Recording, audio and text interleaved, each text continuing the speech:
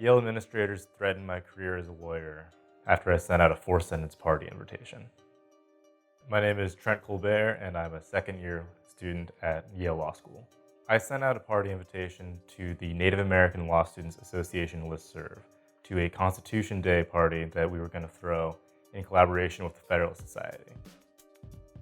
It admittedly uses a lot of casual language, but it was a party invitation. I'm the Native American Law Students Association social chair, and the listserv only has about 20 people on it, most of whom are my personal friends. In the invitation, people took issue to my calling my home the Nalsa Trap House, although I had used that term for months prior without incident.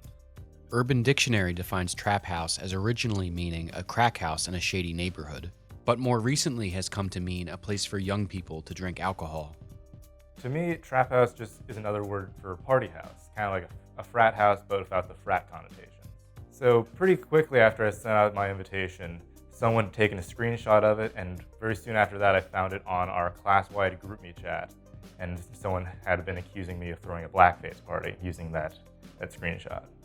Trent's party invitation was clearly protected by Yale's promises of free speech. His use of the phrase trap house might have offended some students, but that's not enough for it to lose protection.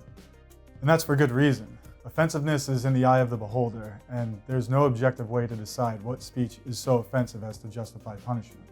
Yale Law School students reported Trent's Constitution Day party invitation to the Office of Student Affairs and marked as racist the involvement of the Federalist Society and party menu, which included fried chicken. Barely 12 hours after Trent sent his party invitation, he received an email from the Director of Diversity, Equity, and Inclusion, Yassine Eldeek, and Associate Dean of Student Affairs, Ellen Cosgrove, to discuss formal complaints that had been made. At first, it seemed like it was really nice. We were having a conversation about how different terms mean different things to different people. It really felt like I was resolving a misunderstanding with them. But after they started pressuring me to post an apology, I was hesitant to do so. It took a bit of a turn. Now they're using the same nice language, the same nice tones, but they're using these vague and ominous references to the bar and my future legal career and my reputation. Trent recorded audio from that meeting.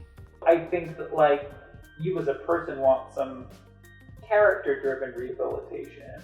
And I think the best way for that to happen, and knowing the students, I think it would be the most appreciated, would be an email where you just explicitly accepted some responsibility and just apologized. Part of what I also worry about is this lingering over your own reputation as a person, not just here, but when you leave. And it's just something to think about. You know, like the legal community is a small one. Your classmates are your peers. And I'm happy to help you if you're so exhausted and tired and sort of feeling down because of this. I'm happy to help. I mean, it's part of my role. I'm happy to help you. I'm happy to help draft, the first iteration of this, and then you can decide what feels the most pure to you. After our first meeting, within about an hour or so, I received an email from the Director of Diversity, Equity, and Inclusion with a pre-drafted apology that he wanted me to sign on to be forwarded to the leadership of the Black Law Students Association. I think language included sincerely apologizing for harm, trauma, and all in all, it would amount to admitting to sending out some racist email, which I really don't think I did. The administrator's actions were unethical.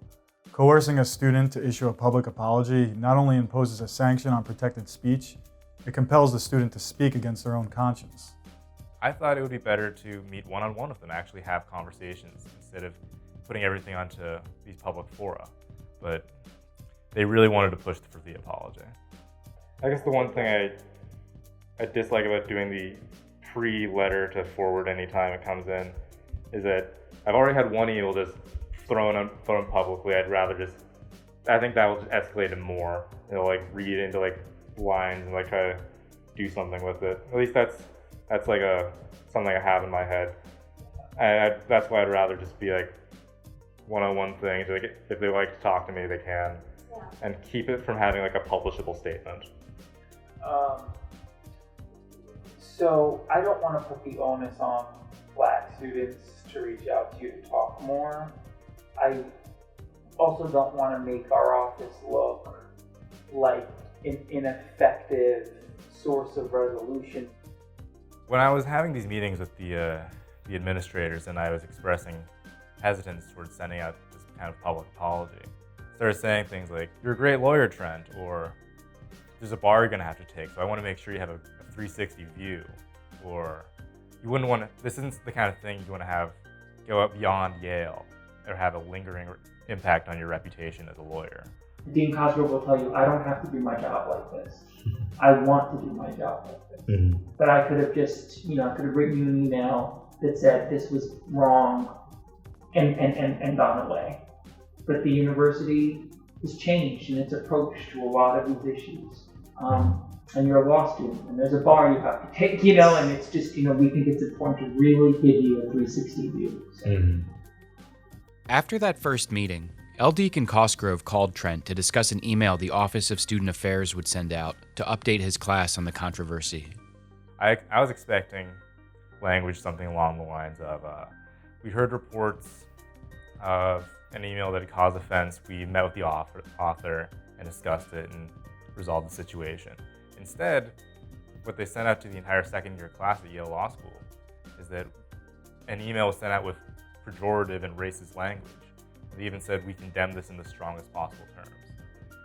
I was still on the phone with them. They were updating me on this while that email was sent out. It was really stressful. There was many late nights. I spent a lot of time researching different procedures, the various bylaws for Yale, the Connecticut laws for recording conversations, and I felt like I was on call all the time. Any new email I got could be another one from them, either calling me into another meeting, accusing me of something else, or making some other reference to what amounts to my career being on the line. All this was hanging over my head for weeks. I had even sent emails asking if they were going to try to discipline me in any way. They left that unanswered for almost 2 weeks. I didn't find out that they had agreed with me that I hadn't broken any policies until, I think, October 12th, almost 4 full weeks after my first meeting with them. It was very stressful. I didn't know which direction they were going to go with this. For those several weeks, having my future seem so uncertain, so on shaky grounds. Yale failed to uphold its promises of free speech when its administrators summoned Trent to multiple meetings to pressure him to apologize. They repeatedly suggested he could face punishment, from having to undergo bias training to the incident winding up before the state bar, which could affect his legal career. Yale claimed after the fact that no formal investigation was launched, but that misses the point. There is no freedom of expression when people in power make veiled threats of punishment in response to protected speech. I was ready to go public because I didn't know if there were going to be other people that were going to retaliate against me first for not putting out my apology. It could very well have been that someone put an article out about me that wasn't on my side beforehand. And I thought that having my side of the story was really important if this was going to keep going. And from my perspective, from the administration's silence, it really felt like things were going to keep going, regardless of whether or not I talked to journalists. If I had to say one thing to the Yale administrators, I would say that we're adults. We can handle this on our own. We don't need to have the intermediaries to take a side and to sit in on meetings with us. We can talk to one another. I think that doing that is the best way to prevent escalations from happening. In the future, when Yale receives a complaint about clearly protected speech, it needs to avoid even the appearance of initiating a formal investigation against the speaker. Students, especially law school students, are adults, and the school should leave them to resolve their own disagreements. If the university does offer informal conflict resolution, it must make absolutely clear to the students involved that the process is voluntary, impartial, and free from any threat of punishment. Fire was really helpful for this whole thing. I'd contacted their lawyers. They had been giving me advice on whether or not there was anything that the administrators could say about my speech that violated any policies about discrimination or harassment. I really appreciate the help that Fire had for really confirming my suspicions and giving me the confidence to go forward the way I did.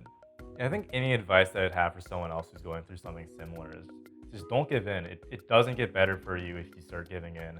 The kind of things that you'll say if you put on one of these pre-drafted apologies, if anything's going to stick with you for the rest of your career and have an effect on your reputation, It would be that. It would be admitting falsely to something terrible.